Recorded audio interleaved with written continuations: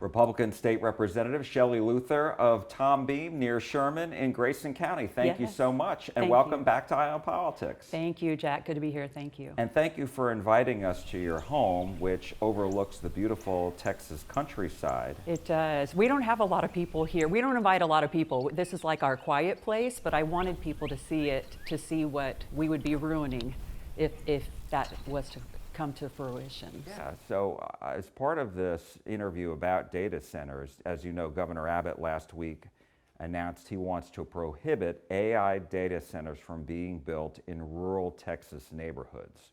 What did you make of that? I think it's huge for the governor to come out and say that we need to protect really the Republicans that live in these rural areas are his voters. And we're pretty easygoing. We don't ask for much, but when people try to come into our property rights, it's frustrating. But talk to me about the raw politics of it, which you just mentioned, because my understanding is the people who live out here, obviously mostly conservatives, Republicans, they're not happy with this, right? Well, it's scary because there's a lot of people that don't understand data centers, and it kind of reminds me of like the COVID era. When COVID came out, everybody was freaked out about everything until we learned exactly what it was. I think there needs to be a lot of education and information about what these data centers do, where they need to go, how much water they use, the electricity. But honestly, a huge eyesore for those of us that live in this rural area because of the beauty. So what is your biggest concern out here? Because you mentioned the water usage, you mentioned the electricity usage, you mentioned the noise pollution or the light pollution, et cetera, just having them dot your view, with their big buildings. Is that your biggest concern? Well, for Shelley Luther, the resident here, I don't want a big, huge building ruining what we moved here for. And there's some advantages and disadvantages for living out here. We have to drive several miles to get to big box stores or do anything like that. But we choose to live here. We choose the small schools for our son to go to. We choose this on purpose because the way of life here is just different.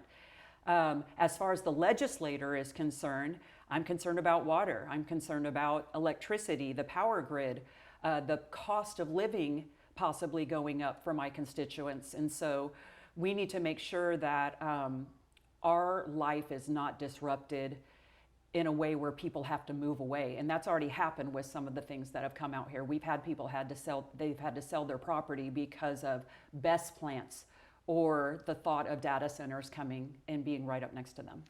Now, should there be any place in rural Texas that a data center, AI data center, could be built? In my mind, in the way that I'm thinking, there's a lot of places in Texas that are already industrial, even in parts of rural Texas, that they probably wouldn't mind having the data center there. I don't think they would like the tax and like the tax incentive and all of those things that goes along with that. But as far as green land, rolling hills, I don't think that we should tear that up for data centers. Steaks don't come from HEB is like what I like to say. They've got to come from somewhere. In rural Texas, you've got to preserve this land and not put a big industrial footprint on it. And I know that I was speaking with Wayne Christian, the Texas Railroad Commissioner, and I asked him the same thing I asked you, and he disagrees with the governor's ban on rural data centers or AI data centers being built in rural Texas neighborhoods. He said rural Texas is dying, and he said he's like, we can figure out all the regulations, but we shouldn't ban them. What do you make of that? I think in a sense that if we put some regulations and I'm not, there's 150 of us that make these laws just in the House, right? But I think that we need to put some sort of regulations, zoning, something like that to where local elected officials are making those decisions on what's best for their counties and cities.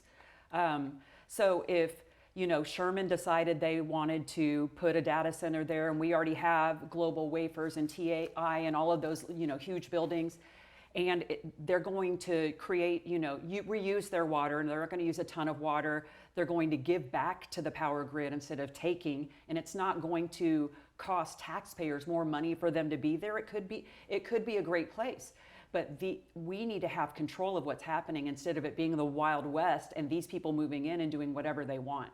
Now, you're talking about counties, right? Because there's no zoning in counties, right? Right, not in the ETJs, not in the unincorporated areas, correct. Right, and so what's happening because we just saw the city of San Marcos ban data centers. Is that legal, first of all? I don't think that that's legal. I'm not an attorney, but I appreciate them for standing up, and it's a good political move to say we're doing it, but the problem is a lot of these developers and data centers they come in with billions of dollars.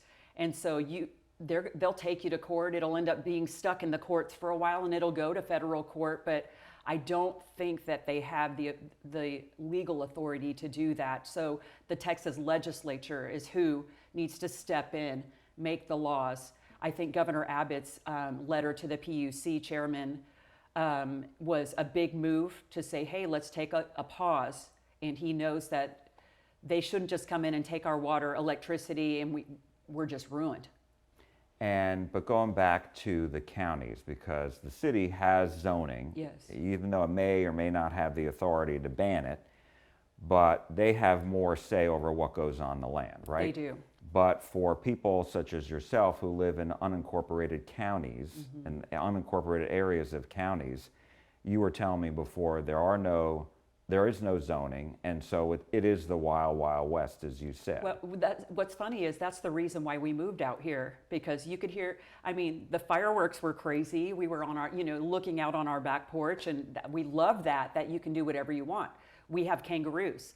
Maybe the city would tell me I couldn't have kangaroos on our farm, And so the reason why we moved out here is to have complete liberty of whatever we wanted to do, no HOAs or anything crazy like that.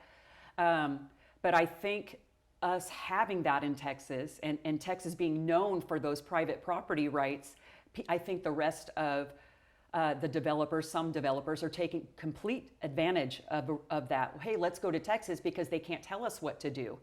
And so I feel like we can't get into session quick enough. We need to get there quickly. And I know that it's an argument on both sides of the aisle. If we can come together and get 100 votes, that's something that can go into effect quite quickly. Well, some people are calling for a special session. Do you think that's necessary? I don't know if it's necessary, and it would be tough because we have a lot of campaigns going on right now that are very crucial. And it's like, okay, do we tie up everybody's time on specials when our candidates need to be out, meeting people and getting their views out? So that's a tough question. I think that the governor coming out and making statements and having action was huge. And just going back to the political stakes of it all, how big are the political stakes if the governor didn't do this? How concerning is it to Republican candidates who are running that if they're not, with the voters on this, that they could be voted out?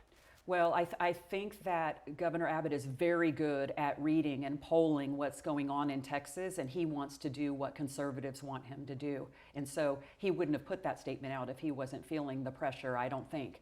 I know you're hearing it too, though, aren't you? For sure, yeah. It's one of the number one things. There's three things that people are talking about in my district, and I'm always out talking to my people in the district. I don't have to poll them because I talk to them. But it's property taxes, Sharia law, and data centers. Top three. I don't have to even ask. And the data center issue is really just kind of mushroomed all of a sudden, isn't that right? That's the problem because we only meet every 2 years in the legislature. And so it always seems like something comes up in the interim and people take advantage of that interim time. The developers are coming in quick and there's no regulations. And so It's really tough. It's great that we only meet every 2 years, but it's also a burden because we can't get stuff done. And last question on this topic before we move on, and that is, so what would you want to see if you're in the you're back in session? What is it that you would like to see that the legislature enact? I definitely think that we preserve the private property rights. So one of my colleagues said on a video that I watched yesterday, like, if you own your land, we want you to do in the unincorporated areas, it's your land. If you want to put a giant data center on it, that's your business because you have private property rights.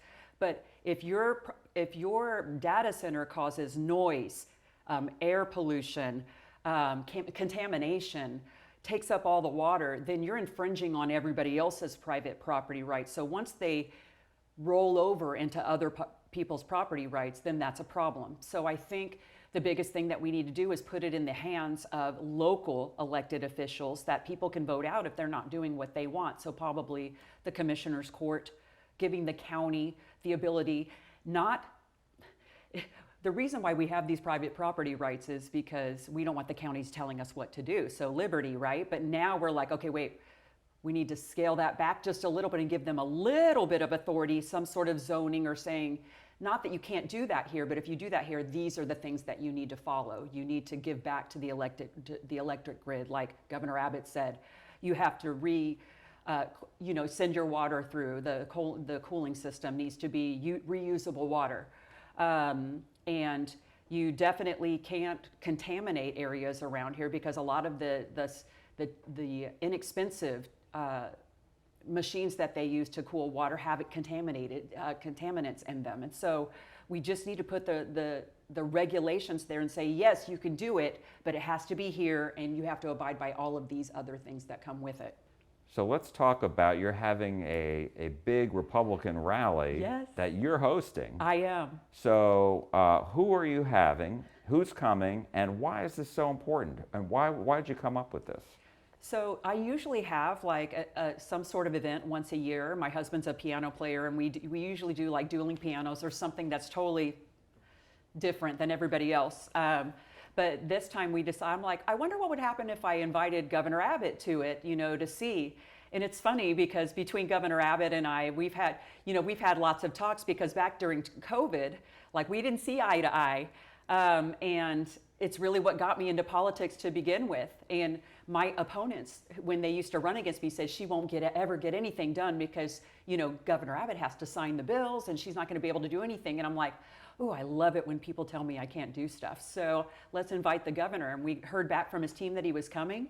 So we reached out to the lieutenant governor's team and we're like, hey, we're getting Governor Abbott here. And he's like, oh, really? And I'm like, you should come too. And everybody knows to get them in the same room on the same day is a feat. Not that they don't like each other, but it's like, that's a big deal. Well, once that happened, I reached out to the speaker and I'm like, hey, we should have the big three here. I already have these two. And once I was able to get a few, then the rest just started coming in and say, so we'll have Mays Middleton, Beau French. We have Scott Pressler coming in, flying in for that event. And the local elected officials, Congressman Pat Fallon is coming, and then Senator Hagenbu, who covers this area as well. So it's going to be a huge blowout. We'll have a VIP meet and greet at the first part where you could take a picture with all of them. We have multiple photographers that are going to be there with step-insides and pictures for the VIP. And then afterwards, we're holding a 1,200 person rally in the auditorium that's connected in the Sherman Municipal Ballroom. And we're gonna be shooting out T-shirts like out of guns. We're having, hopefully, this is something I came up today. We need to have local high school cheerleaders throwing out T-shirts to people, and the thing, it's just gonna be a huge blowout. It's gonna be so fun. How important is what you say, a huge blowout, when it comes to getting people out to vote in November? They need to see that the Republican Party is all one. That's huge. And when someone like, if Governor Abbott and I can put water under the bridge and say, hey, like we can work together because that's what's best for Texas and we want to do what's best for Texas, then when people see that, they're like, whoa, if that's happening, and then we have all of the different people coming from the Republican Party coming, it's a big deal. And so I think we will have tons of people coming to that rally that will expect great things, and we're going to give it to them. Last question. We hear a lot about affordability and costs. And I'm wondering, how big of a concern is that to you, especially in the midterms? Typically, we've seen historically that the party in power, the Republicans now, are going to lose seats in Congress, et cetera, and there may be a downhill effect from that. So how concerned are you about this as an issue? I think it's a big concern for Republicans. That's why we're trying to work on the property tax issue that Governor Abbott has put out. You know, we always talk about like teacher pay raises and stuff. The best raise we can give them is to get rid of their property taxes. I think it's a big, huge burden. But daily living expenses, the cost of gas, we've got to get it down, and just everyday life things. And that's why, like, even for my rally, which is a fundraiser, but any veteran can get in for free. And I've told people in the community, if you can't afford a ticket, let us know, because this rally is for every Republican, not just the ones that can afford to get in. All right, we will leave it there. State Representative Shelley Luther, thank you so much. Thank you so much. We appreciate it. Thank you.